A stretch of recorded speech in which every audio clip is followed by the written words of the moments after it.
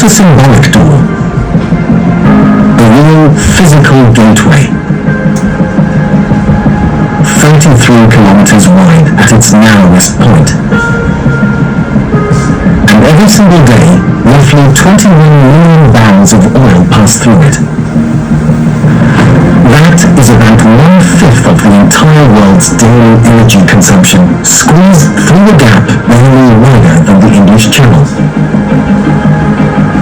If that door slows down, fuel prices spike within hours, economies feel it within days, supply chains that the modern world depends on begin to strain within weeks. We are talking about the Strait of Hormuz, the most consequential strip of water on the planet. A place where the world's largest tankers navigate shipping lanes only 3 kilometers wide. Where the balance of global energy markets can shift in a single afternoon. And where some of the most extraordinary geology and most overlooked cultures on Earth exist almost entirely unknown to the outside world. But here is what most documentaries about Hormuz miss entirely. Behind the tanker traffic and the energy economics, the Strait of Hormuz is one of the most geologically extreme and culturally fascinating places on Earth. Islands with beaches of blood-red sand. A salt cave that stretches for 6 kilometers underground. Do you want to say what you said to me the other day in the film? Would you like to say what you said the other day? I think it was so nice. Please. Thank you very much, my dear President Trump, my dear brother President Farid Sisi of Egypt, Majesties, Highnesses, Excellencies, ladies and gentlemen, Assalamu alaikum, and a very good evening. Well, I would say today is one of the greatest days in contemporary history because peace has been achieved after untiring efforts. Trump, who is genuinely a man of peace, who has relentlessly and untiringly worked throughout these months, day in and day out, to make this world a place to live with peace and prosperity. I would say that Pakistan had nominated President Donald Trump for Nobel Peace Prize.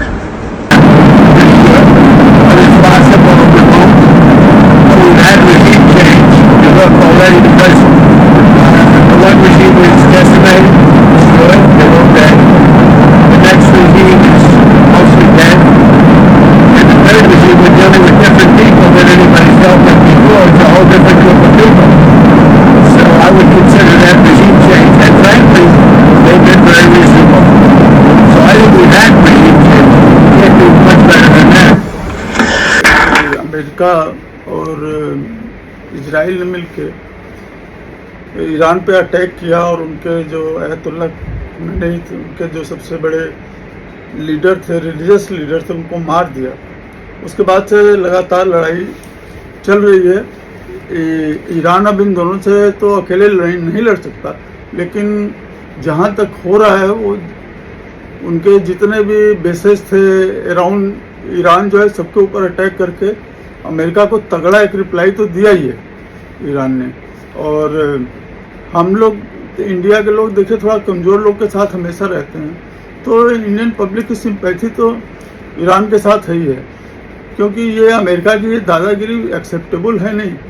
Venezuela में इस तरह से किया, अब Iran में इस तरह से कर रहा है, कल कहीं और कुछ करेगा कहीं। तो ये ट्रम्प का ये जो दिमाग इतना ख़राब हो चुका है ना, इसको इलाज की बहुत ज़रूरत है। तो अब आप फ्रेंड्स अब देख रहे हैं कि इतने करीब 1 महीना लड़ाई के बीतने के बाद चारों तरफ ये न्यूज़ फैल रही है कि पाकिस्तान जो है हमारा पड़ोसी, वो ये अमेरिका और ईरान के बीच में मीडिएशन का रोल प्ले करने जा रहा है, मीडिएशन कर रहा है, और ये राइट दिया है इनको ट्रंप ने। अब सोचने की बात है कि ट्रंप को पूरे वर्ल्ड में पाकिस्तानी मिला जिसको उसने बोला है कि मीडिएट करो।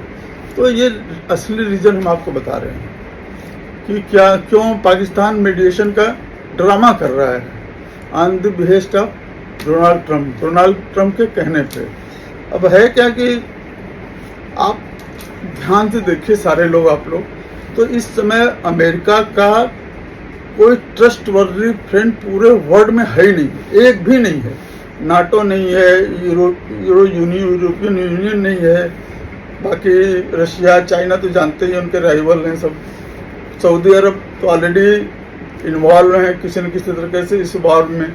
पूरे वर्ल्ड में आप ध्यान से देखिए तो एक भी ऐसा देश नहीं इस समय अमेरिका के पास है जो अमेरिका के कहने पे कुछ कर सके, एक्सेप्ट पाकिस्तान। पाकिस्तान तो ये जो ट्रंप ने बोला था सऊदी अरब के प्रिंस जो है सलमान के बारे में, वो तो पाकिस्तानी है, उस तरह ऐश चूमने वाले उसका जो है ये डोनाल्ड ट्रंप का पाकिस्तानी। आपने देख लिया होगा कि हमारे यहाँ मोदी को लोग क्रिटिसाइज करते हैं कि आपकी डिप्लोमेसी कैसी है, फॉरेन डिप्लोमेसी की, पाकिस्तान को इतना बड़ा रोल मिल गया। यहाँ के इन लोगों से पूछना चाहते हैं जो कांग्रेसी हैं, जो ये सत्येंद्र आशुतोष गुप्ता वगैरह सब फालतू लोग जो है, कि क्या मोदी ये पाकिस्तान के नेताओं की शहबाज शरीफ है या उसका आसिम मुनीर है, उस लेवल तक गिर सकते हैं क्या इंडिया का प्राइम मिनिस्टर? कि चमचागिरी की मतलब ट्रंप की हद कर दिया ये शहबाज शरीफ ने कि लाखों करोड़ों का उन्होंने जान बचा लिया डोनाल्ड ट्रंप ने, और इंडिया और पाकिस्तान की लड़ाई में। तो पाकिस्तान तो हर चीज़ के लिए वहाँ मतलब उनका थूका, ये डोनाल्ड ट्रंप का थूक दे तो उसको चाटने को तैयार है शहबाज शरीफ और उसका आसिम मुनीर। तो उस लेवल तक तो मोदी नहीं गिर सकते। तो आप लोग को लगता है कि अच्छा पाकिस्तानी भी बड़े खुश हैं कि इस समय अमेरिका के बड़ा क्लोज हैं। तुम अमेरिका के क्लोज किस तरह से हो? उसका थूका चाट रहे हो, उसका आगे पीछे का चूम रहे हो, तब तुम जो है अमेरिका तुमको बेवकूफ़ बनाया जा रहा है ट्रंप। कभी बाद में तुम्हारे पास है क्या कि अमेरिका तुम्हारा साथ दे? वो इंडिया आगे न बढ़ जाए, इस सब चक्कर में तुमको चढ़ा के रखता है। तो फ्रेंड्स, ये जो पाकिस्तानी जो मीडिएशन का ड्रामा चल रहा है ना पाकिस्तान में, अब बताइए कल उनके यहाँ मीटिंग हुई, कौन आया?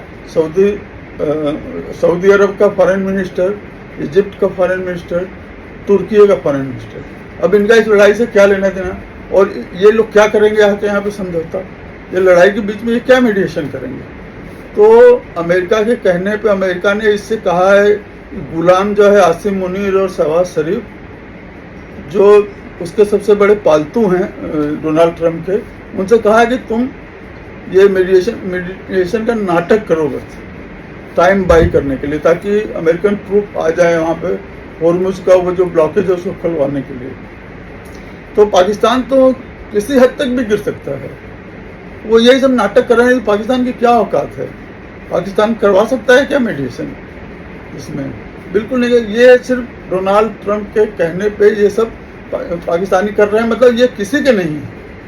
ये ईरान को धोखा दे रहे हैं, ये सारे सऊदी अरब को धोखा दे रहे हैं, सारे मिडिल ईस्ट के लोगों को धोखा दे रहे हैं। पाकिस्तान मतलब इतना गंदा देश है, इतना गंदा देश है कि ये किसी हद तक गिर सकते हैं। इनको एक मौका दे दिया जो उनका जो डोनाल्ड ट्रंप का दामाद है और उनका लड़का पता नहीं और कौन, जो आए थे क्रिप्टो में इन्वेस्टमेंट के चक्कर में, क्रिप्टो माइंस के लिए, तो उसमें इन सबों को मौका मिल गया डोनाल्ड ट्रंप की चमचागिरी करने की, और जाके उनका हाथ पैर जोड़ के उसका थूका चाट करके उसके नज़दीक आ गए। इनकी राजनीति कुछ नहीं है। जो पाकिस्तानी इतने खुश हो रहे हैं ना, अगर पाकिस्तान कोई ब्रेव स्टैंड ले लेता तो वो होता क्या डोनाल्ड ट्रंप के नज़दीक? तो तुम इसको सोच रहे बड़ा बड़ा डिप्लोमेटिक विन है, पाकिस्तानी यही सोचते हैं। उस हद तक अगर इंडिया की जाता तो तुमको तो पूछता ही नहीं पाकिस्तान को अमेरिका वाला।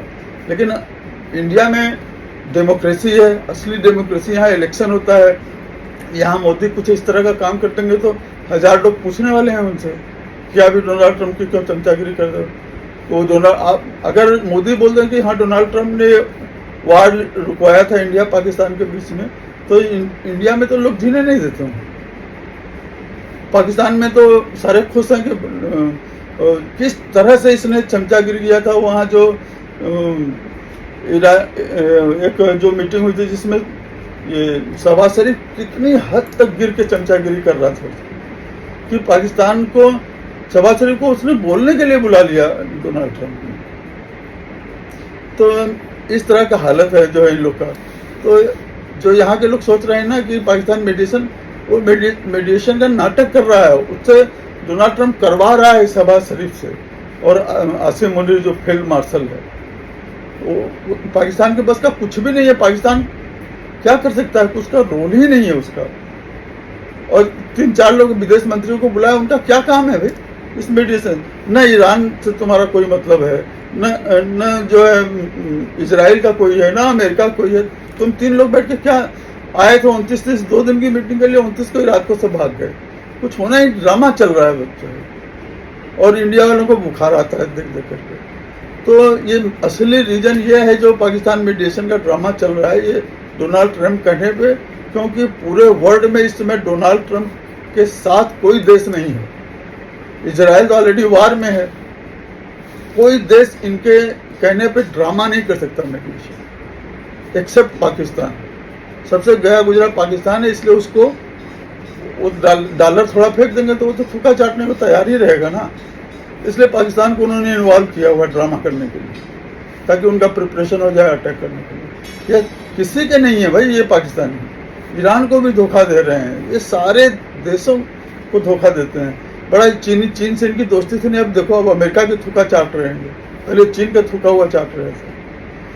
तो इंडिया वालों को समझना चाहिए कि इंडिया के जितने लोग हैं समझें कि भाई इंडिया उस लेवल तक नहीं गिर सकता जिस लेवल तक पाकिस्तान गिरेगा, और इसलिए वो इस समय ट्रंप के नज़दीक है। नहीं तो इंडिया ने, मतलब इंडिया के लोग तो इस तरह न किसी का बुरा चाहते हैं, न किसी का बुरा सोचते हैं। कभी लोगों के तकलीफ में सांस आने खड़े रहते हैं हमेशा। मोदी सरकार जहाँ तहाँ जो तकलीफ में आता है उसको मदद करती है, चाहे विदेशी हो चाहे देश में कुछ कहीं भी। तो इंडिया का पाकिस्तान से कोई तुलना है ही नहीं है। अभी आप लोग समझ लीजिए कि किस लिए पाकिस्तानी को इतना ट्रंप ने चढ़ा के रखा हुआ। फ्रेंड्स, आपको कैसा लगा मेरा वीडियो? आप लाइक करिए, शेयर करिए, सब्सक्राइब करिए, और थैंक यू वेरी मच।